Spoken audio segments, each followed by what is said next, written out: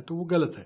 अगर आपको किसी धर्म का लाभ लेना तो हिंदू टेरर कहिए, हिंदू फंडामेंटलिस्ट टेरर कहिए, सनातनी टेरर कहिए, लेकिन भगवा न करिए।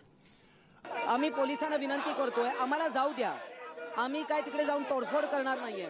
त्यांना निवेदन देणार आहे, त्यांना जाब विचारणार आहे की तुम्ही या देशात राहायचं असेल तर तुम्ही हिंदूंना बदनाम करणार असाल तर तुम्हाला या देशामध्ये राहायचा अधिकार नाहीये। दुर्भाग्य आहे पृथ्वीराज चव्हाणांचं जे वक्तव्य आहे अत्यंत निषेधार्ह वक्तव्य आहे आणि दुर्दैवाचं वक्तव्य आहे।